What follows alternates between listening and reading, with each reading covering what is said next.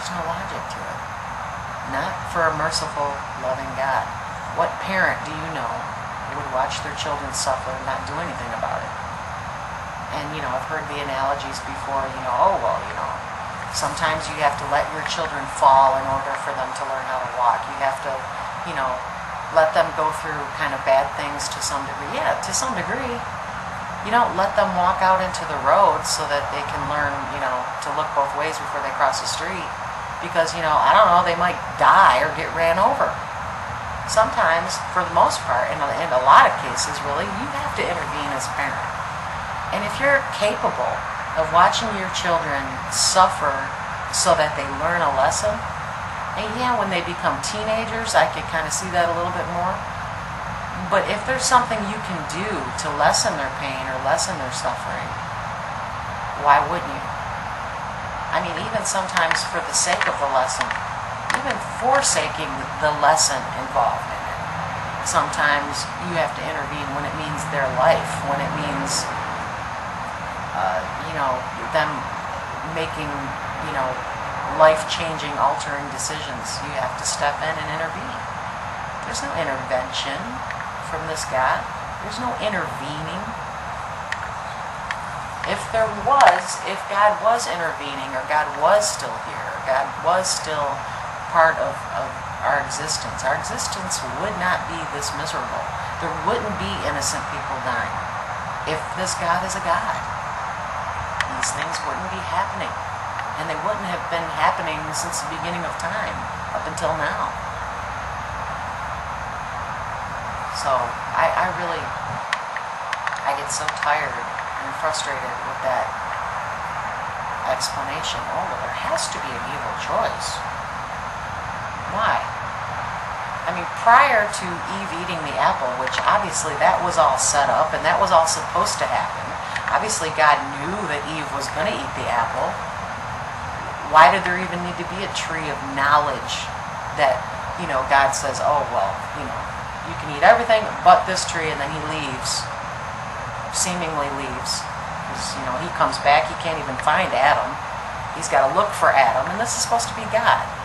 But why did that even have to happen? Well, if this is a God who obviously knows what the future is, knows what's going to happen, this was all part of the plan.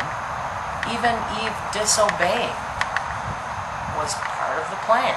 Yes, she had free will, but God knew ahead of time that we would disobey, that Eve would disobey. So, it doesn't make any sense. It doesn't make any sense. Prior to that happening, prior to Eve disobeying and Adam disobeying, what was wrong with that? What was wrong with that picture? Why couldn't it have just been that way? Oh, well, because what? Why did there have to be, who created the tree? Who put the tree there? Who said we couldn't eat of the tree of knowledge? Which I find that ironic too. You see later on in the Bible that we're told to be wise. We're told to seek knowledge. And a lot of times knowledge is related to God himself. Or, that God is knowledge. That learning about God or whatever is knowledge. But other things also. So why was this tree banned at this point? Why was knowledge banned? That doesn't make any sense. Why would God not want you to seek knowledge or to be wise? Why didn't he, in the Old Testament anyway? In the New Testament, he kind of changes his mind. But in the Old Testament, supposedly, in Genesis, this tree was off limits to Adam and Eve.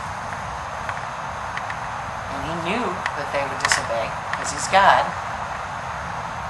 Why did he let that happen? Why couldn't it have been, he created Adam, he created Eve, and they lived happily ever after? Why?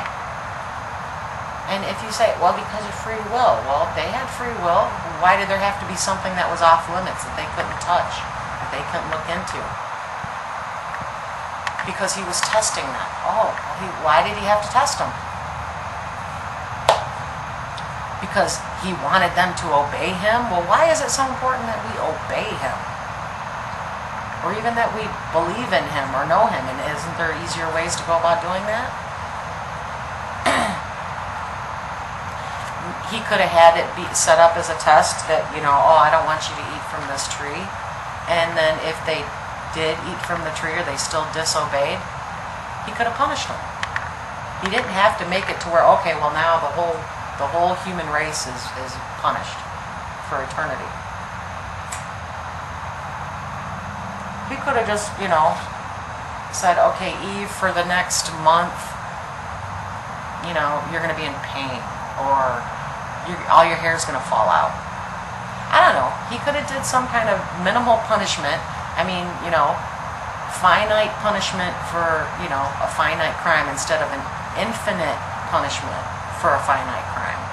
Because that really doesn't seem just. Because supposedly this is a just God also. How is that just? To punish all of Eve's children, all of humanity, forever and ever, because of this one first singular disobedience. And what kind of a tyrant do you have to be? That the first time your child disobeys you, that you punish them and everybody after them forever and ever because of that one disobedience. For a loving, merciful God, that doesn't make sense. It doesn't make sense. So, if you are to go with the Christian God, you've got issues with that. You need to wrap your mind around, why did there have to be an off-limit tree? Why did God have to? And, if you want to really further think about this, look at the book of Job. And to me, that's where all your answers lie, as far as if this is a righteous God or not. I mean, Job was already righteous. It said it. The Bible says it. Well, the Bible can't lie, right? God can't lie. He was already righteous. What did he need to be tested for? If the whole purpose of free will is for us to show that we will obey God and to choose rightly even though we're living in a fallen world, and God supposedly, according to his word, doesn't create calamity, doesn't create evil, why would he take this bet as it was almost like a bet? It was almost like God and Satan were in a bar having a drink or something, and Satan was like, oh, well, let me put, $100 that says that your righteous Job will denounce you if you quit making his life so wonderful. The answers are all right there in that story. Job was righteous. Adam and Eve were already righteous.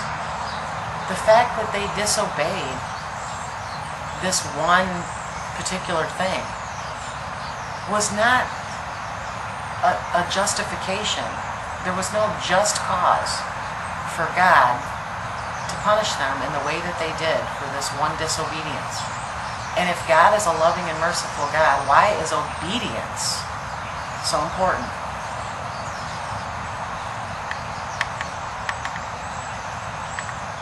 And if you love, if you're a parent and you have kids, you love your kids unconditionally, they're going to disobey you. And even as human beings, we have children, we know that they're going to disobey. We know that they're not going to be completely obedient. And, oh, well, yeah, but this is God. And, of course, because this is... So, right, God should know better than we do.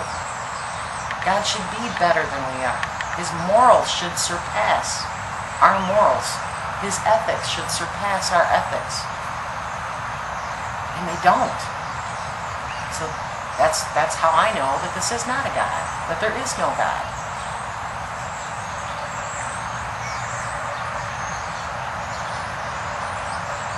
So you tell me, why was the tree set up? Why was the tree created? Or are you just going to say it was just there? Either God created everything or he didn't. Either God is the creator of everything or he's not. Why was it there? Why was it off limits to Adam and Eve? Tell me why. And then, okay, after you explain that, then explain to me why Job, if free will is for the purpose of us choosing rightly out of a fallen world, why was Job, who was already righteous, tested by God?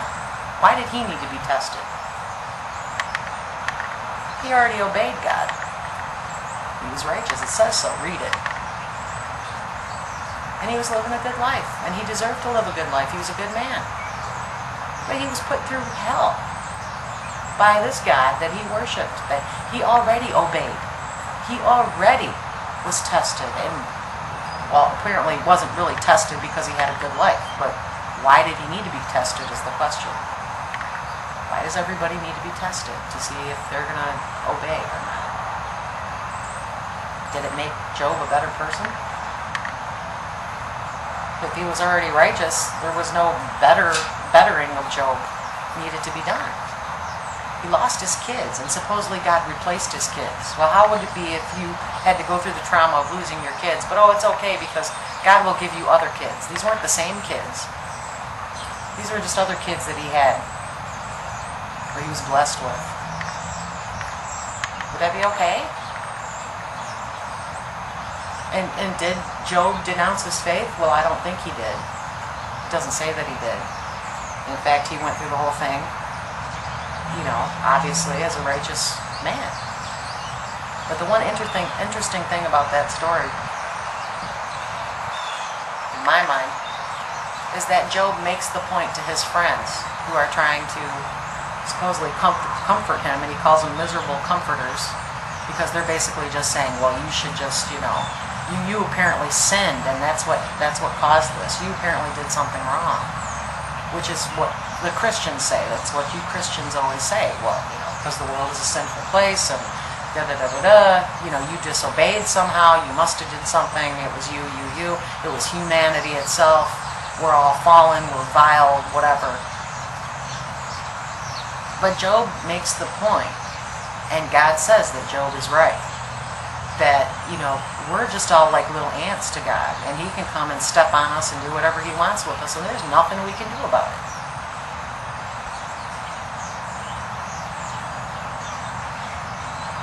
Isn't that true? If there is a God, and the God is a God, and whatever it is that you think makes a God, and in my mind that is the creator of everything, if it's going to be a God, it created everything, it can do everything, it's omnipotent, it's, it can see in the future, it knows the past, it's, all-powerful, all-knowing, right? That's what makes a God. That's how we define a God, usually. And if the God of Abraham is all-powerful and all-knowing, then these things that we read about in his book, divinely inspired by him, don't make sense. That book in and of itself should prove to you that there is no such thing.